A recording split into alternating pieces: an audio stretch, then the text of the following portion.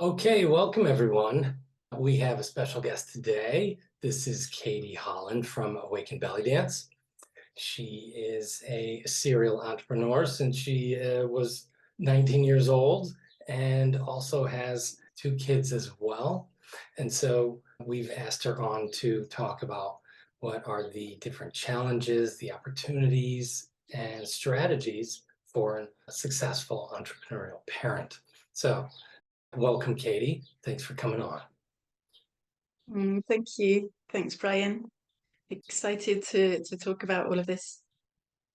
Yeah, it's definitely something that more people are stepping into their own power, their empowerment, getting out of corporate life and taking their own vision into their own hands. So it seems to be like a very growing theme nowadays. And with the responsibility of children as well, it seems to be quite it can bring on lots of challenges. And so you've taken a look at 4 different challenges that entrepreneurs with kids can face. And the first one is dealing with time and time management. So how do you manage your time and optimize your performance? Well, now my children are young adults, and so I haven't got the kind of childcare aspect or anything to think about anymore. They're both working as well, and we're living in different countries at the moment. So I had them, both of them, by the time I was 24. By the time I was 38, they'd both left home. So it's been a different kind of journey for me. And of course, I still see them a lot, but at the moment we don't live together. So my time management, whether with the kids when they were small or now, I guess I'm not really for a Capricorn, I'm not very structured with this. So I remember many nights when they were small and I would have a choreography to rehearse, and I would be doing it at 2 a.m. That was my rehearsal time.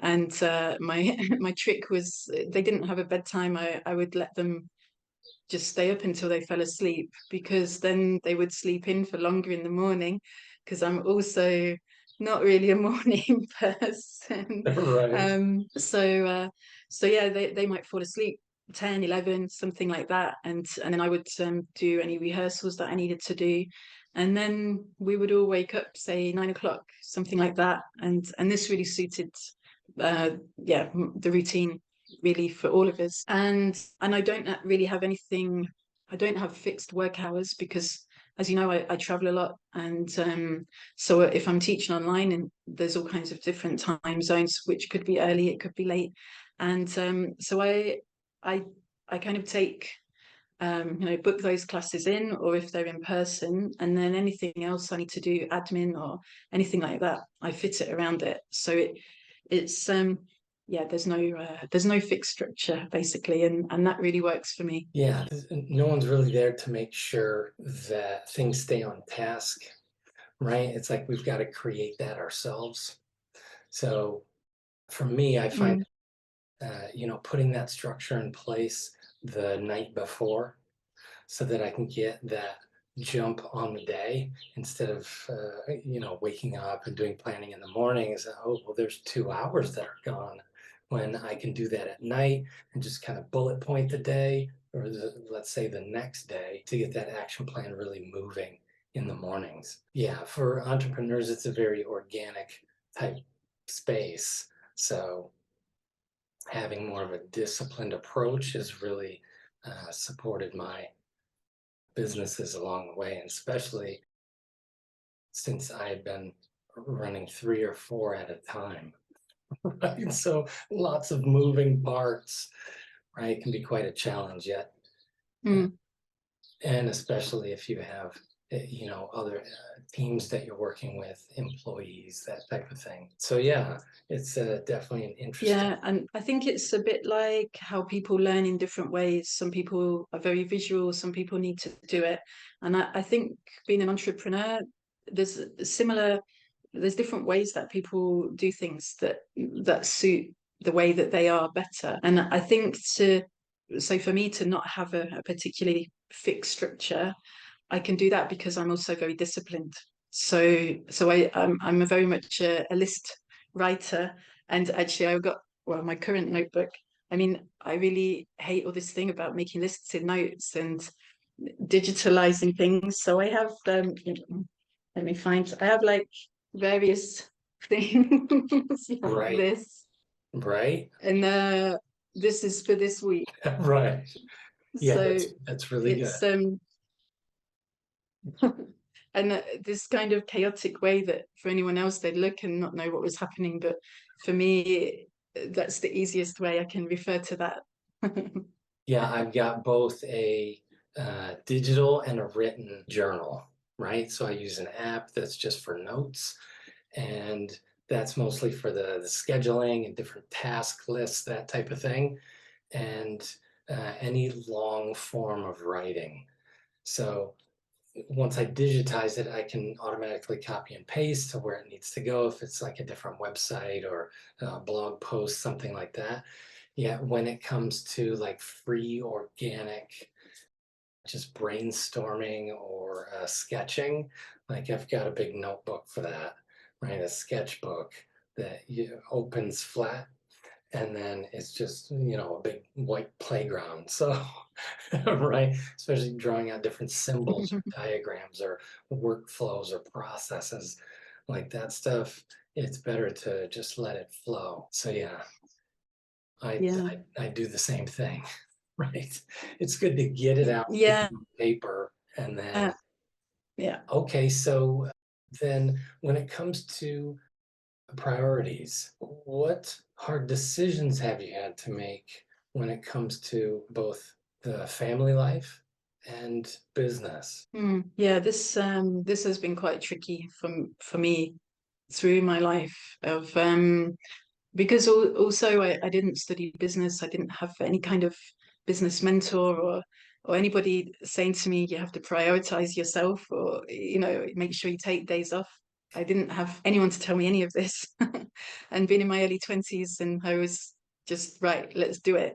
And I and I took the work because as a performer, and when I was living in India, it's like you take the performances, and even before we went there and the kids were really small, I missed so many things, like when they first started to walk or when they first said a word. I wasn't with them. So this it's like I was with them at other points when they did that, but I missed lots of firsts, and especially with my daughter. And then living in India, because the main performance time, of course, is Christmas and New Year, and you can guarantee that if it was any of our birthdays, I would always get a booking. So the way that I got the way I got around that was we just would make Christmas any day that we felt like it. And in fact, when they were really small and they didn't know about dates and things, I wouldn't even say it's Christmas because often we were in countries that you wouldn't actually know. So like Morocco, and now they say to me, "You never told us it was Christmas, and we had it 3 days later." And I said, "Yeah, but we still did it." And yeah, and I think I changed my birthday a few times as well. So Right. I've actually been doing that as well, the same way. It was always more of a concept of it doesn't matter when we do it, as long as we do it, right? So it didn't matter if exactly, it was on yeah. the day, right? As long as we spent the time and we did it. So yeah, Yeah, it works. yeah, and I quite like, especially with Christmas, I quite like doing it when everybody else isn't doing it, and just making our day because we feel like it. Right. Mm. Yeah. Yeah, I've had to like miss some concerts and just moving priorities around to launch new t-shirt lines, and missing concerts and different engagements and going out and things like that. And also choosing family time instead of responding to non-emergencies. When it comes to business, it's like those notifications Mm. come through. It's like, well, that's not an emergency, that can wait, right? So it's kind of like a standard rule across Yeah. all business units now. Yet the opposite is then also true. So when there is an emergency, it's like I'm an on-call doctor, and everything can shift at a moment's notice. We're hanging out. Oh, I've got to go, right? And so having understanding family with Yeah.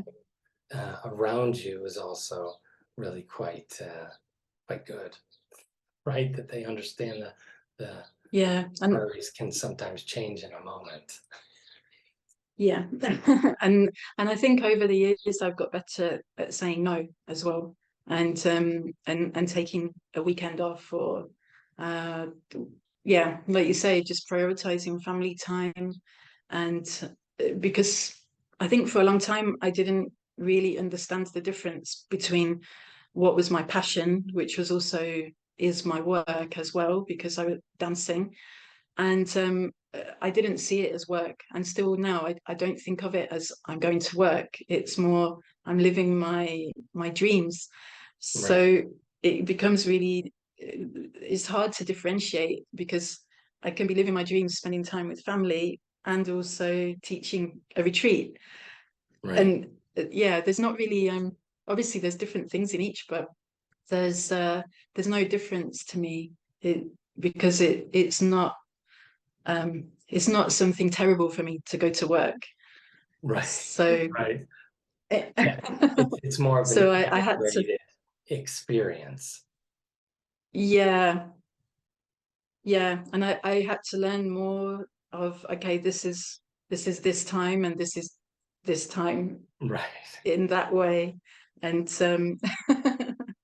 yeah, to try and give them a bit of space from each other. right.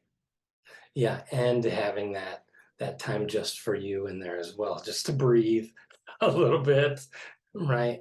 Yeah. That's also important to prioritize as well. Mm. Right. So when it comes to another challenge that entrepreneurs, well, busy ones as well, can face is delegating responsibility, right? And dealing with having too much responsibility or too many things on your plate, and then having to, decide what it is I'm meant to do at the moment because there's too much to do. So delegating responsibility kind of comes along with the territory, right? So how have you dealt with delegating responsibility as an entrepreneur? Mm. Again, this has been something I've had to learn, because I've always been a very, kind of one woman, doing it all, warrioring it through. Yeah, It Yeah, there's not many things really over the years that I've delegated, because um, it's me, like I'm the product. right, So I've thought many times to, really I do need a PA, but at the same time, the way that I do things, it's so personal to me, because I don't write generic hooks, or I don't post things at certain times. Again, I do it when I feel I get that feeling to do it. And right, then it's a completely intuitive, spur of the moment writing, or a picture or something. So when I've thought about that, and then thinking, but how do I get what's in here into somebody else without them asking me all the time? And then I'm doing it anyway. So again, this was one of the ways when I thought I have to make this, yeah, again, like a more separate time that I do these things, in small chunks throughout the day, rather than it's 9 till 4. Or yeah, I do. I prefer to just answer emails or messages as it comes in, rather than having to do it in a chunk of time and go through 50 emails. So people often will get a reply from me within half an hour. I'm just like boom, boom, boom, and wherever I am, I'm walking down the street and sending a message, voice message, to reply to a student or somebody. So I feel, yeah, that because I'm spontaneous with it. But for delegating, I guess more at home, thankfully my husband really loves cooking and cleaning, and these are not my not my area of expertise. So he really takes care of pretty well all of that. Really, it's very rare that I cook unless it's for myself sometimes. And things, I don't know, like paying bills or going food shopping, he does all of it, unless there's some time we go together to go shopping. So that day-to-day life is really taken care of. I just about managed to make the bed. If you if he's not here, it's not going to happen. Right. Like last week, I sent him a photo of the unmade bed because he was away, and I was like, "Oh, it's so blissful not to make the bed," but yeah, I feel that takes a huge load from me, and then I can really focus on what I'm doing, and it gives me the chance that I can take time off, because if I was also doing all of the kind of house things and that side, then there wouldn't be a moment in the day for me. Right. It can be a bit much, hence the need to have different roles and have the team that's Mm. close to you really pitching in. Yeah, for Yeah. my side, it's really started as like a trust issue, right? So I always kept everything really close to the chest, right? It's like because I was running like a perfectionist program, right? And no one else can do it like I can do it, right?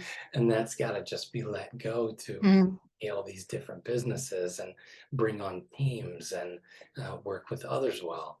So over time, building that trust to delegate and not be such a control freak or perfectionist, that's really been very valuable, right? And also I can gain a lot of time from that as well. It's been one of the hardest things for me to overcome as an entrepreneur, and the most freeing at the same at the same time. Right. So yeah, you get so much extra time when you're able to have great people that you can simply trust, okay, that's going to be done then, and I don't have to think about it, and then I can just balance it with something else. So yeah. Yeah, and I think as well, it's recognizing where you're the things that you don't know how to do. So for me, website, like delegating that to you, this was amazing for me. And that all that side of things, really editing photos or um, with videos. Again, my husband's a photographer, so he at the minute he's doing a video for me. So this technical side is like I probably could learn how to do it, but I don't want to. And I don't feel that I need to, because somebody else can do it in a really brilliant way. Right. Yeah, and they love that part of the business as well. So that's when delegation is really great. Yeah. And also, just while you were speaking, it came to me thinking about from seeing our parents and their the way that they dealt with work life, and if they were working or at home. And it made me think about my dad. He was self-employed as well, at some point, as well as at another time working for a company, but he was very solo and very entrepreneurial as well, although it was in a completely different line of business. But for me, growing up, it was just him. He was doing all his accounts and doing everything that he needed to do, going to see the customers, and I think that obviously, like everything else that we learn from our parents, this also had an effect on me, because I didn't see him delegating. So it's interesting to kind of see the patterns that have been created. Yeah, that's yeah, the parents are really good role models when it comes to passing down programs that work, some that don't work as well. So it's important for us to figure out the ones that do work and continue those on. And the older that we get, we can really Yeah. understand, And oh, okay, well, I did see a lot of that when I was younger, so no wonder. and when I was really small, he had a desk at home, and his work desk, and I would sit under the desk and eat chocolate or biscuits or whatever, and I would listen to him on his business calls. So I remember being 3 and doing this, and I was absorbing so much in the way that he spoke to clients and the difficult ones, and the way he answered the phone. all of this, I was sitting and munching away and listening and taking it in. And I feel that I learned a lot from that. And then when would get off the phone, he would always say to me, Katie, always be honest in business. He was always saying to me this to me. He's saying, always be honest, always be honest. And this was something, was something that stuck to me. And also, to have integrity in what I'm doing. Yeah, our parents have a way of expressing big concepts with only a few words, and they can really stick.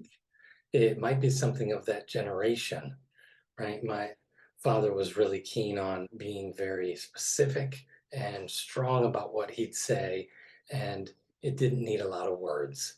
So when it came to working, it was, and creating in general, or just being, he said 2 words, but he said it in such a way that it would really stick, right? He said, be productive.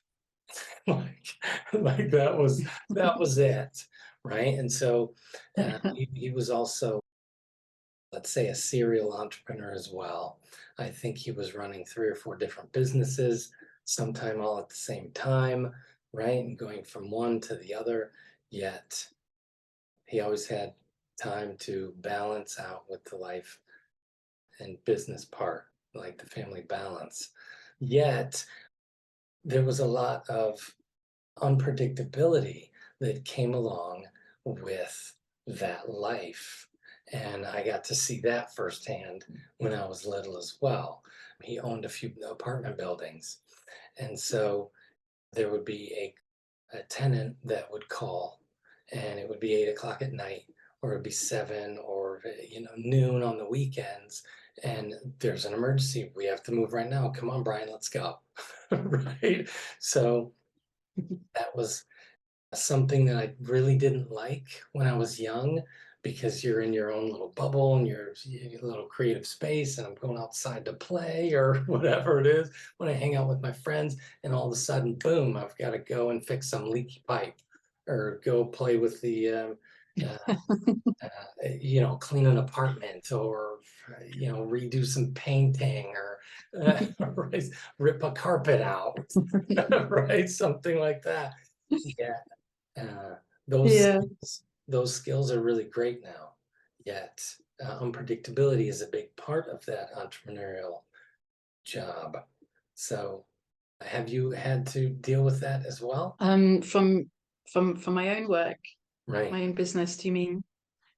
Yeah, in India especially, the shows would happen. You never really knew much time in advance. So sometimes I might have done 3 or 4 back-to-back shows, and I was traveling all over the country, and get home at say 7 in the morning and think, yes, I've got a day off, and I'm going to sleep till the afternoon and watch a film and do nothing. I'd fall asleep. 3 4 hours later, I'd get a call, and okay, there's a show tonight. You've got to come for a rehearsal in 2 hours because there's a new Bollywood film out, and you've got to learn the dance. And then in 5 hours, you're going to start traveling, and it's a 7-hour journey. And it was like this. And I had my bag packed, or it was ready. I had a special suitcase for gigs, and of course, then, because I would have said to the kids that, okay, tonight we're going to watch a film and this and this, and then I'd have to say I've got to go. So after that happened a few times, I would always then keep it a surprise, just in case I did get a last minute show, and then it would be an extra surprise that, I don't have to work today. Let's go and get ice cream. Yeah. And then sometimes I could take them with me as well, and they even got involved at some of them. Sometimes my daughter danced as well, and so they also grew up backstage or on stage, and got to meet lots of sort of celebrities, and also entrepreneurs, because obviously in India it's so much business there. And but then sometimes they would say, no, we want to play with our friends, like you said. Do we have to go to a show?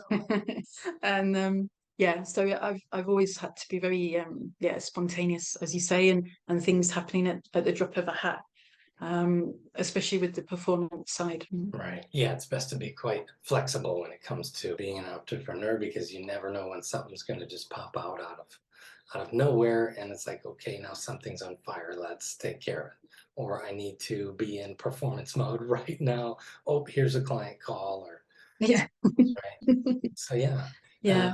definitely thanks for walking us through the different challenges. We're going to come out with 2 more videos talking about the opportunities and also the strategies of how to be a successful entrepreneur and parent at the same time. So everyone watch out for that. And we will be coming out with those 2 videos next. Thank you, Katie, and we will catch up in the next video. Thank you.